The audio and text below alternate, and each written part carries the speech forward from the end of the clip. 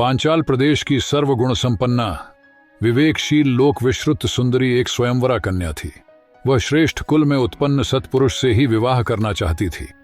वह अच्छी तरह जानती थी कि विवाह के लिए वर में जो अच्छे गुण होने चाहिए उनमें सबसे महत्वपूर्ण यह है कि वह अच्छे कुल से हो। यही कारण था कि उसने वैवाहिक जीवन के सब सुखों पर सत्कुल को ही विशेषता दी और तपस्वी ऋषि कुमार सुधन्वा से विवाह करने का निश्चय किया। केशिनी के पास विवाह के लिए अनेक राजकुमारों के भी प्रस्ताव आए, परंतु उसने सबको ठुकरा दिया। एक दिन सम्राट प्रहलाद के युवराज विरोचन ने भी अपनी विवाहेच्छा उसके सम्मुख प्रकट की। केशिनी जानती थी कि राजकुमार विरोचन से विवाह करने से उसे दुनियावी सुख सुविधाएं और लाभ मिलेंगे।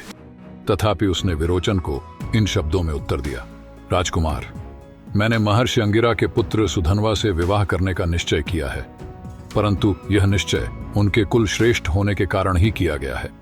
अब आप ही बताइए कि कुल में ब्राह्मण श्रेष्ठ हैं या दैत्य? यदि ब्राह्मण श्रेष्ठ हैं तो मैं सुधन्वा से विवाह क्यों न करूं? इस पर विरोचन ने दैत्य कुल के श्रेष्ठत्व का प्रतिपादन किया। उत्तर में केशिनी ने कहा, ठीक है, यदि आपका ऐसा मत है तो कल प्रातः काल स्वयंवर से पहले हमारे घर पर आ जाइए। वहां सुधन्वा भी होंगे। आप इस विषय में उनसे विचार विनिमय कर सकते हैं। प्रातःकाल दोनों कुमार केशिनी के घर पहुंचे, परंतु वहां एक अरुचिकर घटना हो गई। वह यह कि विरोचन पहले पहुंचे और सुधन्वा पीछे। इसलिए विरोचन ने उससे कहा, सुधन्वा, तुम यहां मेरे पास सिंहासन पर बैठो। किंतु सुधन्वा ने उसके पास बैठने से इनकार करते हुए यह कहा कि समान गुणशील व्यक्ति ही एक साथ बैठ सकते हैं। इस दृष्टि से मैं तुम्हारे पास नहीं बैठ सकता, क्योंकि तुम मेरे समान नहीं हो।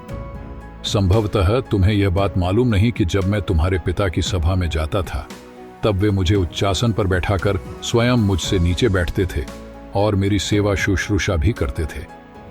इस पर दोनों में विवाद छिड़ गया, परंतु वे एक मत नहीं हो सके। ऐसी परिस्थिति में उन्होंने किसी न्यायाधीश से ही निर्णय लेना उचित समझा, परंतु विरोचन के यह कहने पर कि देवता और ब्राह्मण को न्यायाधीश नहीं बना सकते, सुधन्वा ने विरोचन के पिता सम्राट प्रहलाद जी को ही न्यायाधीश चुना। किंतु इसमें शर्त यह रही कि विजित व्यक्ति विजेता के चरणों में अपने प्राण समर्पित कर दे। इस पर दोनों न्याय पिपासु कुमार महाराज श्री प्रहलाद जी के पास गए और उनसे सब कुछ कह दिया। प्राणपण की बात भी कह दी और न्याय के लिए दोनों ने उनसे प्रार्थना की। प्रहलाद जी एक बार तो पुत्र स्नेह से सकुचाए, किंतु उन्होंने धर्माधर्म और सत्यासत्य के विषय में सुधन्वा से विचार विनिमय किया। सुधन्वा ने बतलाया, सौत वाली स्त्री, जुए में हारे हुए जुआरी और भार ढोने वाले व्यथित शरीर वाले मनुष्य की रात्रि में जो स्थिति होती है वही उल्टा न्याय देने वाले वक्ता की होती है। जो झूठा निर्णय देता है वह राजा के नगर में कैद होकर बाहरी दरवाजे पर भूख कष्ट सहता हुआ बहुत से शत्रुओं को देखता है। साधारण पशु के लिए झूठ बोलने से 5 पीढ़ियां, गौ के लिए झूठ बोलने वाले की 10 पीढ़ियां, घोड़े के लिए झूठ बोलने से 100 पीढ़ियां और मनुष्य के लिए झूठ बोलने से 1000 पीढ़ियां नरक में गिरती हैं। सोने के लिए झूठ बोलने वाला भूत भविष्य की सभी पीढ़ियों में नरक में गिरता है। स्त्री के लिए झूठ बोलने वाला तो अपना सर्वनाश ही कर लेता है। अतएव आप स्त्री के लिए झूठा निर्णय कभी मत दीजिएगा। प्रहलाद ने अंत में पुत्र स्नेह की तुलना में सत्य और कुल गौरव को विशेषता देते हुए विरोचन को संबोधित करके कहा, विरोचन, अंगिरा मुझसे श्रेष्ठ है, सुधन्वा की माता तेरी माता से श्रेष्ठ है और तुझसे सुधन्वा श्रेष्ठ है। अतः सुधन्वा ने तुझे जीत लिया। अब सुधन्वा तेरे प्राणों का स्वामी है।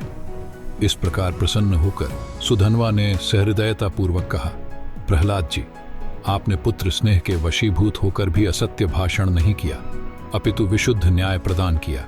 इसलिए मैं यह दुर्लभ पुत्र आपको सौंपता हूं, किंतु यह कुमारी केशिनी के सम्मुख हमारे पैर धोए। यही इस घटना का साधारण सा प्रायश्चित है।